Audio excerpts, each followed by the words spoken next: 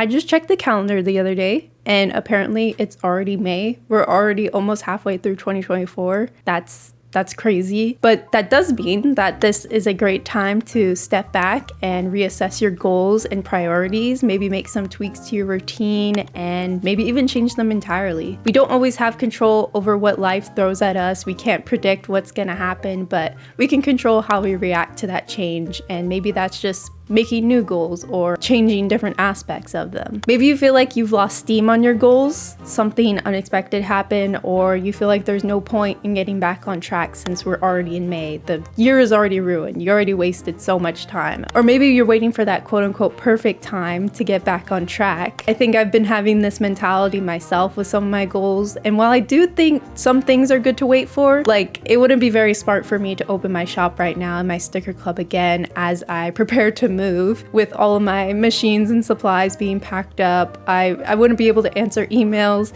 It just sounds like a hot mess and a potential future mental breakdown that I don't want to deal with. But if what's holding you back is the fear that whatever you create or do will never meet your expectations and you'll never feel ready, my goal for this video is to convince you, and honestly convince myself as well, to start that big project right now or work on that new skill that you know you're gonna suck at, and just make the baby steps to reduce the overwhelm of just starting and removing the perfectionist attitude that ruins the joy of learning and creating. Regardless of what time of the year it is, it could be December 31st and it wouldn't be too late if you're watching this video. So let's just get into it.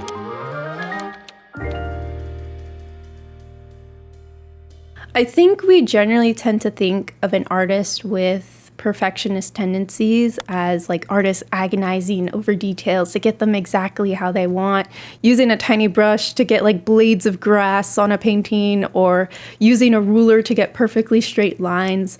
Overall, just working really meticulously to create like the perfect, detailed, beautiful image. And while I do think this is true in some cases, I would argue that the most common perfectionist is the one that doesn't start anything at all because of the fear of not living up to our idea of perfection. We build up a project to be sort of a magnum opus in our heads, which then makes us deathly afraid of putting a pencil to paper or stylus to your tablet, or like just starting to write and sketch anything at all. Like, what if it doesn't reach what we want it to be? What if our current skill level can't match the level of refinement and draftsmanship we want for that project? I need to get better at drawing hands for my comic. I'm still not good at drawing figures, all those sort of things that are like holding us back. Perfection paralysis makes us avoid the projects and art ideas we truly care about. And I completely understand this. We want our skills to be at their peak when we're working on the stuff that we really care about, like our characters, our stories, the projects we conceive. We don't want to let ourselves down to ruin the idea with mediocre art or like execution, especially if we developed a deep personal connection and attachment to our ideas and characters, like a relationship of some sort. It's hard to make something that matches exactly what we imagine and feel in our minds. And if we attempt to work towards that, we risk disappointing ourselves, which is a really tough thing to swallow, and no one wants to feel disappointed in their own work. No one wants to expect future disappointment. Like that's just not fun. And I think the root of the issue is placing too much value in what we produce and letting that define who we are. We don't want to produce bad work because we don't want to be seen as inadequate or make our stories or characters seem flat and poorly written. I do think art is a reflection of ourselves. It can express a lot of who we are as humans, but just because a hand pose is awkward or the lighting doesn't work in a painting doesn't mean that what we are expressing about ourselves or our characters is wrong, or that we don't deserve the space to share our work because it's not as good as others. So how do we get past this harmful way of thinking and valuing ourselves as both people and artists? First, I think we definitely have to separate ourselves from our art. Definitely easier said than done, but unlinking our self-worth to what we produce creatively will lead to so much less pressure in the long run, especially if you're planning to make the arts as part of your income or maybe even your full-time income. I had to learn this pretty quickly when either a video didn't perform well or an art project for a video didn't meet the extremely high expectations I set. and ended up feeling severely disappointed and like a total failure if it didn't work out the way I wanted. In these instances, I end up spiraling, asking myself, why am I even pursuing a career in the first place if I can't get this one painting right? Forget all about the other successes from past projects and how much I've learned from them and how much younger Shay would be in awe of what I'm doing right now. And then it leads into sort of an imposter syndrome as my channel and presence online grows. And I end up feeling like a fake artist that just accidentally built something up because I was good at marketing or I was good at playing the YouTube algorithm. But I need to stop that train of thought and get some space. We need to take a step back and get a more holistic perspective on our art. This one single piece does not define who you are. That one mistake doesn't discount all of your skills. You will continue to explore and grow through your art, and this is just one stepping stone in that journey. I tend to have the end of the world mentality sometimes with my art, that if I just don't get this one part of the painting right, or if the scene doesn't turn out well, my whole piece is ruined and I'm a horrible artist. But that's not true at all. And most of the time, people don't even notice the mistakes that your mind has latched onto so intensely and those mistakes that keep you up at night. They don't see all the all-encompassing masterpiece you originally planned in your head. They only see the masterpiece that you ended up painting, and that's perfectly good with them. They think that's amazing. Another key part of retraining our perfectionist brains is embracing failure. Learning to fail and fail a lot is one of the key strategies to learning faster. You need to mess up, use the wrong color, draw the wrong lines, so you can find the better option faster and understand the reasoning behind your decisions even more, instead of constantly relying on luck during your process. This deepens your understanding and your comprehension of certain art theories, and it gives you a better success rate because you understand the mistakes that you made. When things go horribly wrong with a painting, we can learn so much from that. Watching YouTube art tips videos, reading art theory books may help you in preparing your mindset, but the real progress happens when you are actually synthesizing information with your own hand and practicing yourself. Also, progress isn't linear at all, so it's okay to make the same mistakes multiple times in order to get slightly worse over time, or at least that's the way I think about it. For instance, I have this really bad habit of not keeping clean paint water by me when I'm doing like gouache painting. I think it just comes from laziness probably, and also getting too used to digital painting and forgetting that you have to keep your water clean when you're like mixing paints and stuff. But it really affects the saturation and hues of my paints. I get really frustrated and tend to like overpaint and like painting more and more, and eventually realize, oh, my water was the source of my frustration. And having painted for years, you would think I would learn this, but no. I know next time to keep an extra cup of water beside me when I paint, so I can quickly switch out to a different cup and not worry about interrupting my creative state. Problem solved. But it's okay if I encounter it again, because I do a lot of digital painting, so I forget traditional painting skills, and it's just like constant learning, and you'll soon develop like a muscle memory to sort of relearn things a lot quicker. Another step to reducing this perfectionist attitude is to remember the result of what we make is only one small part of why we enjoy making art in the first place. So think back to those sessions where you're up late drawing or painting or spending an afternoon doing some doodles. It was the act of creating that was the fulfilling part, not necessarily the end result. I mean, yeah, it was probably cool being able to show your friends later or post these doodles online, but ultimately it was the process that was satisfying and made you happy.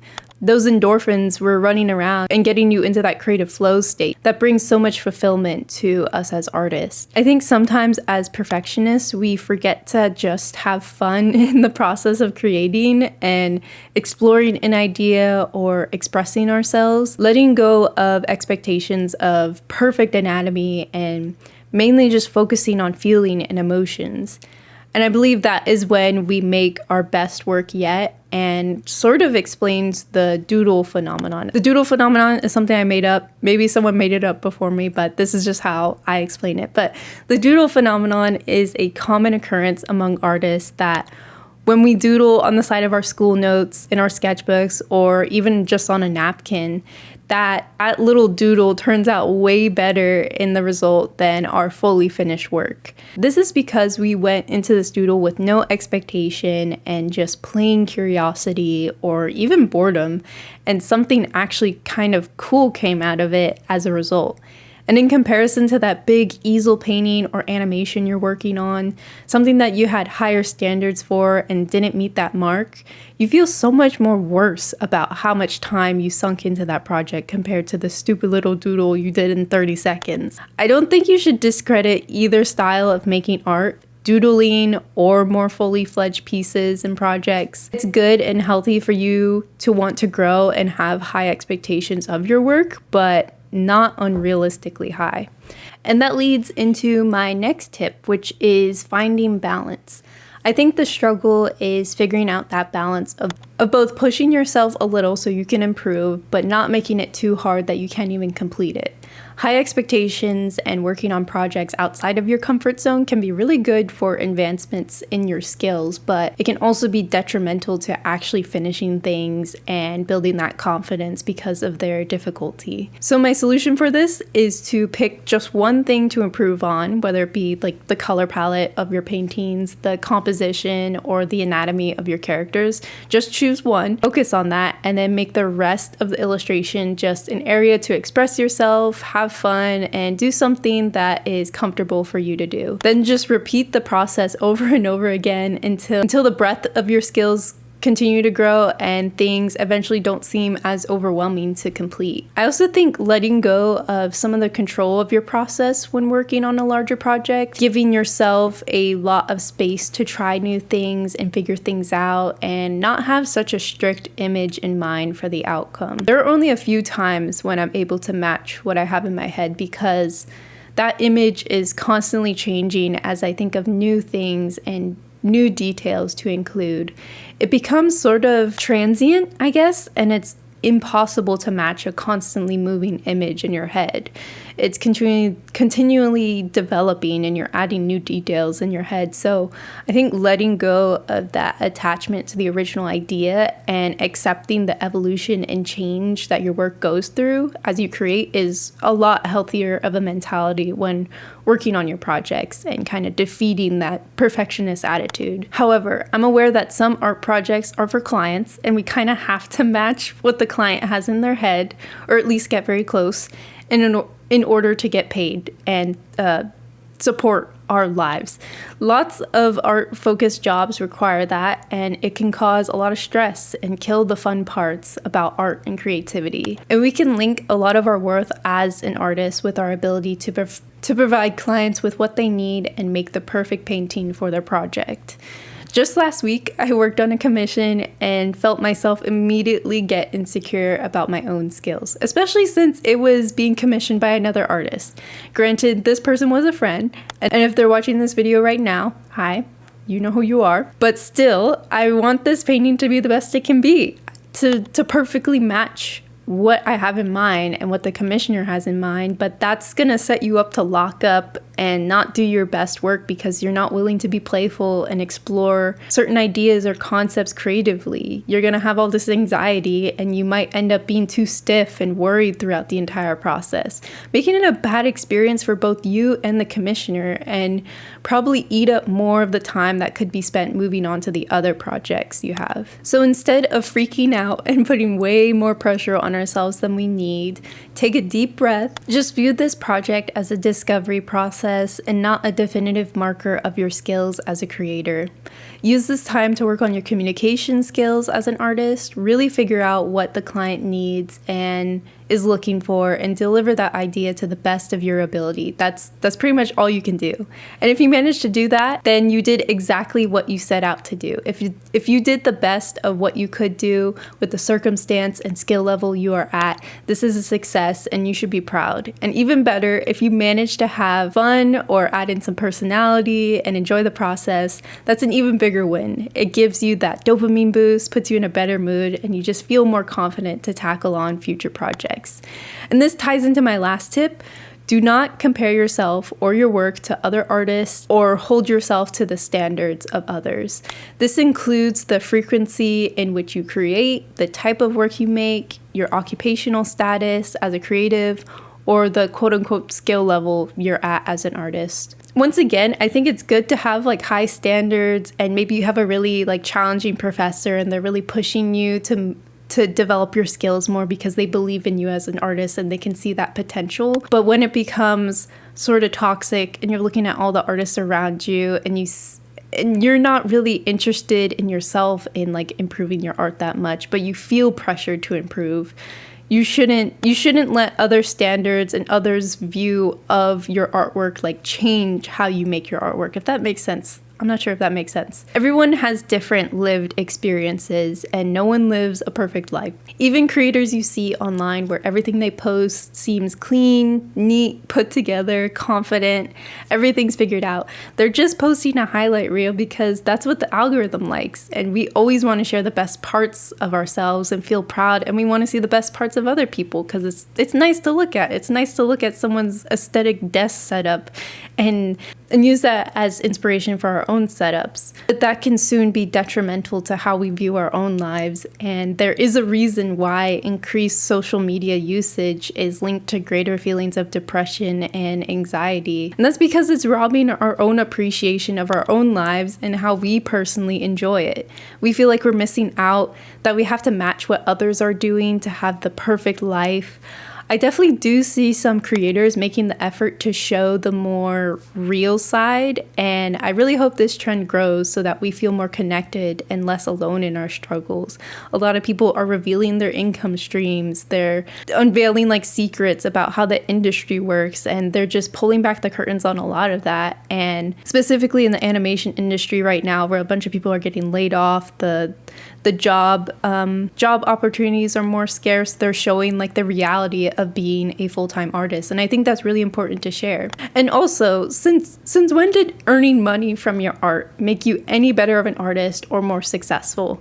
Successfulness is relative, first of all, and money is a social construct. So the value of your art cannot have an accurate dollar amount tied to it because creativity cannot be monetarily quantified. Your creativity is built from your unique perspective as a human being, your unique skill set, your personality, your opinions, your interests. How do you put a dollar value on that? Creativity in relation to money is something that's been on my mind a lot and deserves a whole different video, which I'm writing currently. But until then, in the meantime, or for the whole year, for the rest of our lives, we need to be able to show ourselves love, appreciation, and kindness wherever we are in our journeys. Whatever kind of life journey you're on, if you're like wanting to become an artist, if you're wanting to become like an engineer, growing our skills out of self-hatred or loathing to try and produce quote-unquote perfect work we feel like other people will like or that big studio will hire you for, we'll lose that precious creativity that got us started in the first place if we do that. And this doesn't fix the root of the problem about being unhappy with your work. Starting things out of hatred will poison the process, and that negativity will continue to persist and affect your work and just make you unhappy, and art will not become fun anymore. There's a quote from Robert Holden that I found on the internet like a couple minutes ago when I was finishing up the script of this video, but they said, quote, "No amount of self-improvement can make up for any lack of self-acceptance." And I feel like that's basically what I'm saying in this whole video. As with anything in life, perfectionism and comparison will steal the joy and happiness that comes from creating. It'll make you feel like you are and never will be good enough. You're too behind, you're too old, too whatever to start or continue your passions that bring so much purpose and enjoyment to your life. Please don't let that stop you this year or the years to come. I think it's never too late. Enjoy the process, appreciate the product, and keep on creating what brings value and happiness to your own life. And share that with others and find a community, and you'll soon find a contentment that sustains you and your art for the rest of your life. And yeah, just remember that you are enough and your art is enough, and don't stop creating because no one else can create the art that you create.